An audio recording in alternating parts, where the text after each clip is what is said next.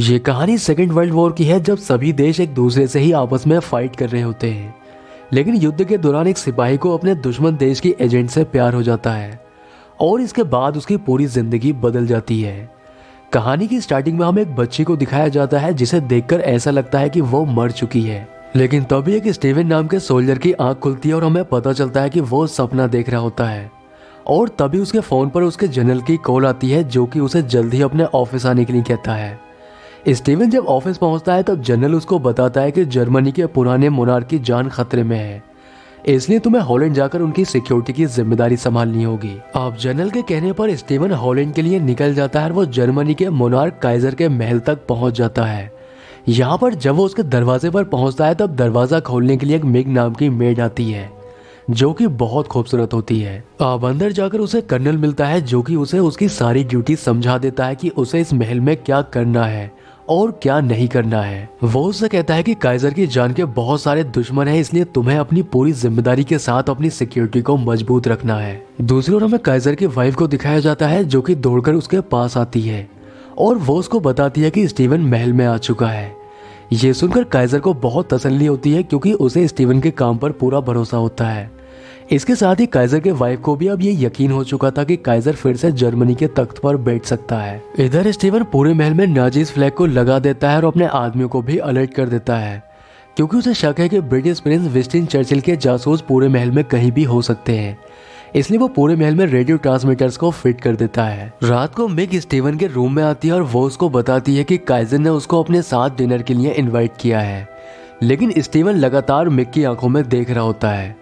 अब मिग भी उसकी आंखों में देखने लगती है और ये दोनों ही एक दूसरे को लगातार देख रहे होते हैं, जिससे इन दोनों को एक दूसरे से प्यार हो जाता है। अब स्टीवन मिग को उसके कपड़े उतारने के लिए कहता है, इसलिए वो बिना कुछ सोचे अपने कपड़े उतार देती है और ये दोनों ही एक दूसरे के करीब आ जाते हैं।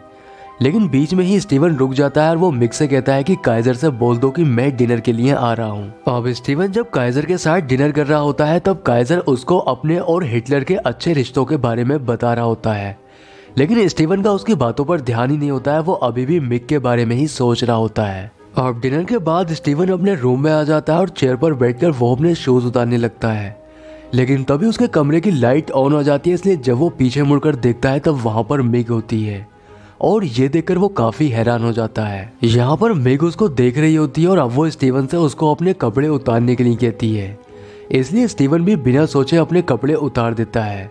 इसलिए मिग उसके करीब आकर उसके शरीर को टच करने लगती है और ये दोनों ही एक दूसरे के करीब आ जाते हैं।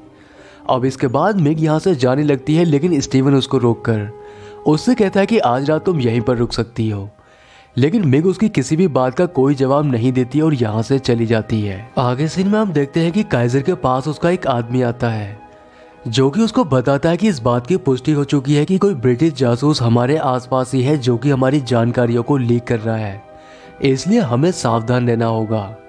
पर काइजर उसकी बात पर ज्यादा ध्यान नहीं देता और बाहर जाकर मछलियों को खाना खिलाने लगता है। अब काइजर स्टीवन को देखकर उसको अपने पास बुलाता है और उससे पूछता है कि ब्रिटिश जासूसों के बारे में तुम क्या जानते हो।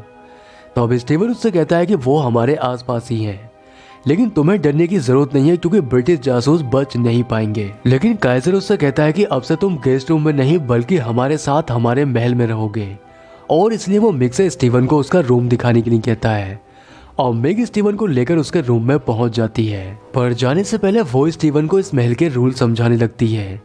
वो उससे कहती है कि इस महल में रहने वाला कोई भी मेहमान किसी भी नौकर के साथ कोई भी संबंध नहीं बना सकता है, क्योंकि अगर इस बात का किसी को भी पता चला तब हम दोनों की नौकरी चली जाएगी। लेकिन ये सुनकर स्टीवन हंसने लगता है। इसका मतलब ये था कि उसे इन सब बातों से कोई भी फर्क नहीं पड़ता है। आगे सीन में हम मिग को देखते हैं जो कि पास के ही एक गाँव में एक पादरी से मिलने के लिए जाती है और यहाँ पर हमें पता चलता है कि वो ब्रिटिश जासूस कोई और नहीं बल्कि मिग ही है। पादरी से मिलने के बाद मिग जब बाहर आती है तब उसे कोई देख रहा होता है। अब इसके बाद जब वो अपने रूम में आती है तब उसे वहां पर स्टीवन मिलता है, जिसे देखकर वो काफी डर जाती है। लेकिन स्टीवन उससे कहता है कि जब तुम मुझसे पहली बार मिली थी तब उस रात में काफी नशे में था और उस रात के लिए मैं तुमसे माफी मांगता हूँ, जिस पर मिग भी उसे माफ कर देती है। अगले दिन स्टीवन जब अपने रूम में होता है तब उससे मिलने के लिए मिग आती है और ये दोनों ही फिर से एक दूसरे के करीब आ जाते हैं और एक दूसरे के साथ रिलेशन बनाने लगते हैं।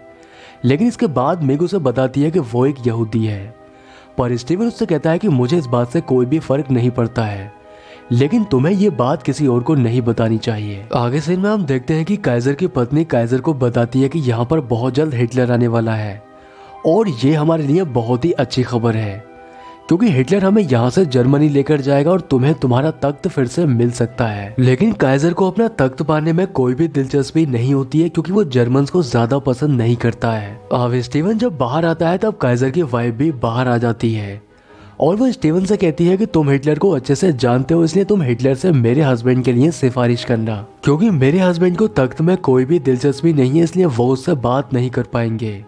और इस बात के लिए स्टीवन भी एग्री हो जाता है। अब हिटलर के आने से पहले उसके गार्ड यहाँ पर पहुंच जाते हैं और वो महल के अंदर जाकर महल की अच्छे से तलाशी लेने लगते हैं, जिसे देखकर मिक काफी ज्यादा डर जाती है। वो मछलियों का खाना लेकर काइजर के पास जाती है, पर वो काफी डरी हुई थी और ये देखकर काइजर उसे समझाने लगता है कि तुम्हें डरने की जरूरत नहीं है, क्योंकि हिटलर के आने से पहले ये सब होता है। पर मिक इस बात के लिए डर रही होती है क्योंकि उसके रूम में एक गन रखी थी, जिसको उसने अपनी सुरक्षा और हिटलर को मारने के लिए रखा होता है। लेकिन मिक के रूम में स्टीवन गार्ड को नहीं जाने देता है और वो उसके रूम में खुद तलाशी लेने के लिए जाता है, जहाँ पर उसे वो गन मिल जाती है, जिसे देखकर वो काफी हैरान होता है, पर वो उस गन को वहीं पर रख देता है। मिक सबसे पहले अपने रूम में आकर उस गन को ही चेक करती है और उसे वो गन मिल जाती है, जिससे अब वो शांत हो जाती है। आगे सीन में हम देखते हैं कि स्टीवन मिक को गाँव जाता हुआ देख रहा होता है और उसे अब मिक के ऊपर शक होने लगता है। मिक उसी पादरी से मिलने के लिए जाती है और वो उससे कहती है कि मैंने हिटलर को मारने की पूरी तैयारी कर ली है, बस मुझे तुम्हारे ऑर्डर की जरूरत है। पर वो पादरी उससे ऐसा करने से मना करता है, क्योंकि वो उससे कहता है कि ये हिटलर को मारने का सही समय नहीं है। यहाँ पर हमें पता चलता है कि मिक की फैमिली और उसके पति को हिटलर ने मार दिया था, जिससे अब वो उससे बदला लेना चाहती है। पर उन दोनों की ये सारी बातें स्टीवन भी बाहर से सुन रहा होता है। मिक के जाने के बाद पादरी इंग्लैंड को संदेश भेजने लगता है, लेकिन तभी जर्मन सिपाही अंदर आ जाते हैं और उसको पकड़ लेते हैं। दूसरी ओर मिक जब अपने रूम में पहुंचती है तब उसके रूम में पहले से ही स्टीवन होता है और वो उसे शादी के लिए प्रपोज कर देता है, लेकिन मिक उससे मना कर देती है। वो उससे कहती है कि हम दोनों के ही रास्ते अलग हैं, इसलिए हम दोनों कभी एक नहीं हो सकते हैं। पर तभी दरवाजे पर नॉक करने की आवाज आती है और हमें पता चलता है कि इन दोनों के रिलेशन के बारे में सबको पता चल चुका है, इसलिए इन दोनों को काइजर की वाइफ के पास लेकर जाया जाता है। वो उन दोनों को डांटने लगती है और उनसे कहती है कि तुमने इस महल के सबसे अहम नियम का उल्लंघन किया है, इसलिए अब तुम दोनों को यहाँ से जाना होगा। पर तभी यहाँ पर काइजर आ जाता है और अपनी वाइफ से कहता है कि इन दोनों को कहीं भी जाने की जरूरत नहीं है। अब यहाँ पर जितने भी लोग मौजूद थे वो उन सभी को बाहर जाने के लिए बोलता है। अब काइजर अकेले में उनसे कहता है कि मुझे तुम दोनों के प्यार से कोई भी एतराज नहीं है, इसलिए तुम दोनों यहाँ पर रह सकते हो और तुम्हें कोई भी परेशान नहीं करेगा। अब स्टीवन जब बाहर आता है तब उसके पास एक जर्मन सिपाही आता है, जो उसको वहां पर लेकर जाता है जहाँ पर उन्होंने उस पादरी को बांध रखा होता है। वो उस पादरी को काफी टॉर्चर करते हैं और उससे उस जासूस का नाम पता करने की कोशिश करते हैं, जो उसे सारी जानकारी लाकर देता है। ये देखकर स्टीवन बहुत ज्यादा डर जाता है, क्योंकि वो जानता है कि वो पादरी कभी न कभी मिक का नाम जर्मन सिपाहियों को बता देगा और वो मिक को मार देंगे। अब हिटलर महल में आ जाता है और काइजर अपनी वाइफ के साथ उसका अच्छे से वेलकम करता है। वहीं दूसरी ओर मिक हिटलर को मारने के लिए अपनी गन तैयार करने लगती है, लेकिन तभी उसके रूम में स्टीवन आ जाता है और वो उससे कहता है कि तुम जो ये सब कर रही हो तुम्हें ये सब नहीं करना चाहिए। अब स्टीवन की बातें सुनकर मिक काफी हैरान हो जाती है। तब स्टीवन उसे बताता है कि मैं जानता हूँ कि तुम एक ब्रिटिश जासूस हो। मिक जब उससे पूछती है कि आखिर तुम मेरे बारे में ये सब कैसे जानते हो, तब स्टीवन उसे बताता है कि मैंने तुम्हारी और उस पादरी की सारी बातें सुन ली थी। लेकिन अब स्टीवन बुरी तरह से टूट जाता है और मिक से कहता है कि तुमने सिर्फ अपना मकसद पूरा करने के लिए मुझसे प्यार का नाटक किया। पर मिक उससे कहती है कि मेरा तुम्हारे लिए प्यार सच्चा है और अगर तुम्हें मेरी बातों पर यकीन नहीं है तब तुम अपनी ड्यूटी पूरी करो और मेरे साथ वही करो जो जर्मन यहूदियों के साथ करते हैं। लेकिन तभी स्टीवन उसे गले लगा लेता है और उससे कहता है कि इससे पहले इन लोगों को तुम्हारे बारे में कुछ भी पता चले तुम्हें यहाँ से चले जाना चाहिए। अब रात को मिक यहाँ से जाने लगती है, लेकिन रास्ते में उसे काइजर मिलता है।